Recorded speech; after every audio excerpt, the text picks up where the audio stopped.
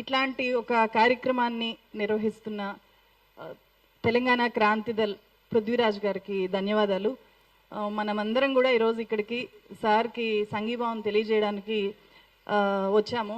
But నేను ఒకే ఒక question అడగాలి అని అనుకుంటున్నాను.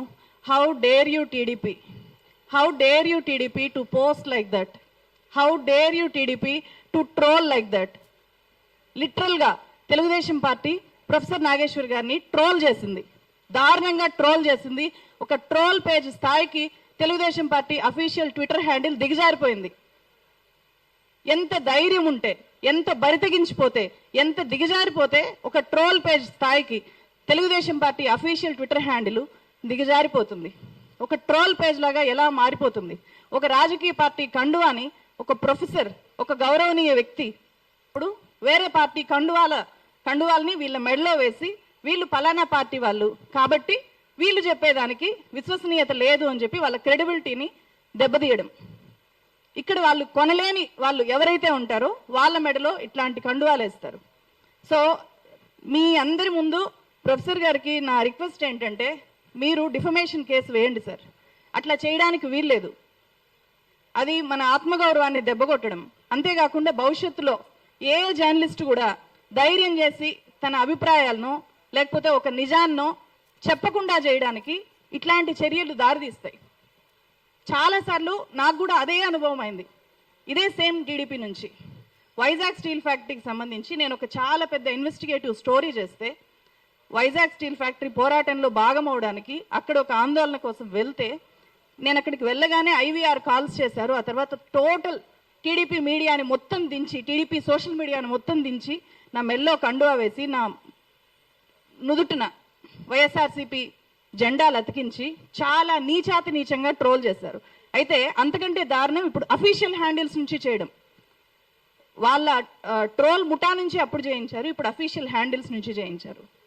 సో నేను చేసిన అదే వీడియోలో నేను వైఎస్ఆర్సీపీని కూడా ఎక్స్పోజ్ చేశాను, టీడీపీని ఎక్స్పోజ్ చేశాను. ఏ రాజకీయ పార్టీ వైజాగ్ స్టీల్ ఫ్యాక్టరీని ఈరోజు అంత దయనీయమైన స్థితిలోకి దిగజార్చేశాయో అనే పూర్తి విషయాల్ని నేను ఫ్యాక్ట్స్తో, డాక్యుమెంట్స్ ఆధారంగా, అక్కడుండే వాళ్ళ వాయిసెస్ ఆధారంగా ఎగ్జిబిట్ చేస్తే అంత దారుణంగా చాలాసార్లు ఎలక్షన్స్ టైంలో కూడా అంతే. అంటే ఇక్కడ నేను ఒక రాజకీయ పార్టీ అనట్లేదు, ప్రతి రాజకీయ పార్టీకి ఈరోజు ట్రోల్ ఆర్మీస్ ఉన్నాయి. వాళ్ళకి నచ్చిన వ్యాఖ్యలు ఎవరు చేసినా సరే వాళ్ళ ముఠాలనంతా కూడా ఆ పర్టికులర్ జర్నలిస్ట్ మీదకి ఉసిగొల్పుతున్నాయి. చాలా రాజకీయ పార్టీలు ఇదే చేస్తున్నాయి. ఇక్కడ వాళ్ళు వ్యవస్థీకృతంగా ఇట్లాంటి అటాక్స్ చేస్తుంటే మనం నిస్సహాయంగా ఉండిపోవాల్సి వస్తుంది. అరే ఎందుకు ఏపీ పాలిటిక్స్ గురించి మాట్లాడాలి అంటే నేను పదే ఆలోచిస్తాను. ఏపీ పాలిటిక్స్ గురించి ఒక వీడియో చేయాలి అంటే చాలాసార్లు ఆలోచిస్తాను. ఇది నిజంగా చెయ్యాలి, తప్పదు చెయ్యక అంటేనే చేస్తున్నా. ఎందుకంటే ఇదే పరిస్థితి. ఏదైనా సరే వాస్తవం చెప్పాలి అంటే అక్కడ స్వీకరించడానికి రెడీగా ఉండరు. తెలంగాణలో లాగా కాదు. ఏపీలో ఉండేవి రెండే పార్టీలు. ఉంటే నువ్వు అక్కడుండు, లేకపోతే ఇక్కడుండు. ఉంటే నువ్వు అక్కడ ఉంటావు, లేకపోతే ఇక్కడ ఉంటావు. నువ్వు న్యూట్రల్గా ఉంటావు అని చెప్పి ఎవరు నమ్మరు అక్కడ. అంత దారుణమైన పరిస్థితిలోకి మీడియా దిగజారింది.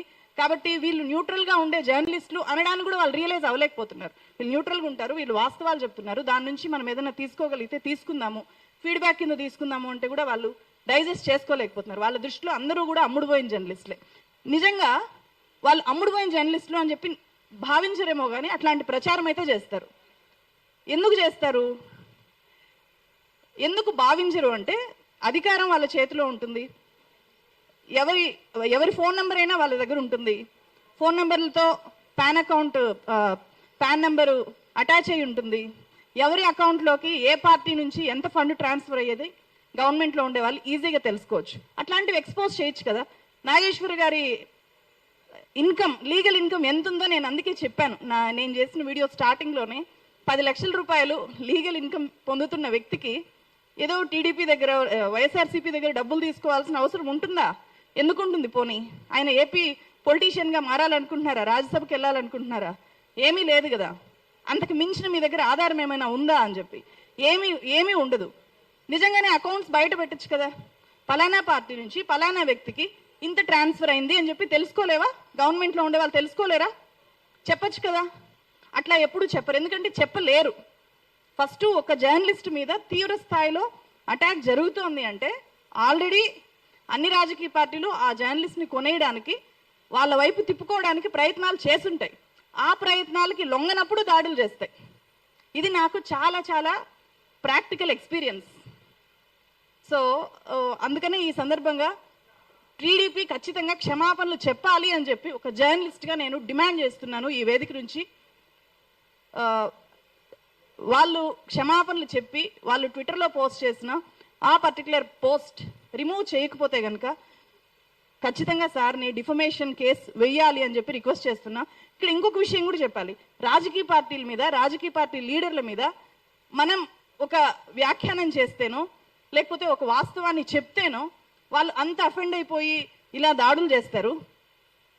అలాగే రీసెంట్గా మనం చూసాం బండి భగీరథ కేసులో చాలా మంది జర్నలిస్టులకి, ఇక్కడుండే వనజ మేడంకి కూడా నోటీసులు వచ్చాయి, వీడియోల్ని డౌన్ చేశారు, చాలా చేస్తున్నారు. సో అంటే మీ దగ్గర పవర్ ఉంది కాబట్టి ఆ పవర్ని మీరు ఎలా అయినా యూజ్ చేయొచ్చు. మా దగ్గర పవర్ ఉండదు, మేము ఇండివిజువల్ వ్యక్తులం కాబట్టి మేము నిస్సహాయంగా ఉండిపోవాలా? మా డ్యూటీ మేము చేయకూడదా? ఆయన డ్యూటీ ఆయన చేశారు.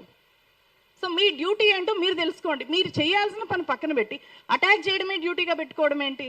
రాజమండ్రిలో పవన్ కళ్యాణ్ గారు మాట్లాడినప్పుడు కూడా ఆ మొత్తం అరగంట సేపు నాగేశ్వర్ గారి మీద మాట్లాడాల్సిన అవసరం ఉందా? ఒక రాష్ట్ర డిప్యూటీ సీఎంకి నాగేశ్వర్ గారి మీద మాట్లాడారు. నాగేశ్వర్ గారి మీద ఎందుకు ఈ స్థాయిలో ఫ్రస్ట్రేట్ అయి మాట్లాడుతున్నారు అని చెప్పి ఆ అరగంట మీటింగ్ కనుక మనం చూస్తే తమిళనాడు పాలిటిక్స్ ఆయన్ని చాలా ఇబ్బంది పెట్టేశాయంట. తమిళనాడు పాలిటిక్స్లో విజయ్ హాలోగ్రామ్స్ పెట్టుకొని, ఫొటోస్ పెట్టుకొని గెలిచేశారంట. అది ఎట్లా అనిపించిందంటే ఎలా నవ్వాలో కూడా అర్థం కావట్లేదు. కనీసం ఆ మాత్రం దాన్ని రివ్యూ చేసుకోలేకపోయారా? విజయ్ హాలోగ్రాములు పెట్టుకొని గెలిచేశాడా? విజయ్ మక్కల్ ఈయక్కం అని చెప్పి ఒక ఆర్గనైజేషన్ 2009లో మొదలు పెట్టాడు ఆయన. ప్రతి విలేజ్ని టచ్ చేశాడు, ప్రతి విలేజ్లో వాలంటీర్స్ని బిల్డ్ చేశారు, పెద్ద నెట్వర్కింగ్ చేశారు. అసలు వాస్తవాల్ని పక్కన పెట్టేసి హాలోగ్రాములు పెట్టుకొని గెలిచేశాడు. నేను కూడా హాలోగ్రాములు పెట్టుకొని ఉండుంటే రోడ్ల మీదకి రాకుండా గెలిచిపోయేవాన్నేమో, ముఖ్యమంత్రి అయిపోయేవాన్నేమో అనే ఫ్రస్ట్రేషను కనిపించింది. దాన్ని కవర్ చేసుకోవడానికి, అంటే వాళ్ళ పార్టీలో వాళ్ళు కూడా అలా ఫీల్ అవుతున్నారంట. దాన్ని డైవర్ట్ చేయడానికి ఏమైనా ప్రొఫెసర్ నాగేశ్వర్ గారి ఇష్యూని వాళ్ళు ముందు పెట్టి వాళ్ళ విత్ ఇన్ ద పార్టీని ఒక యాక్టివేట్ చేయడానికి ఎప్పుడు ఒక్కొక్క మూమెంట్ కావాలి కదా.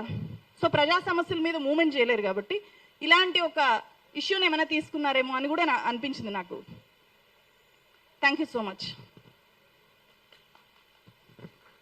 Thank you.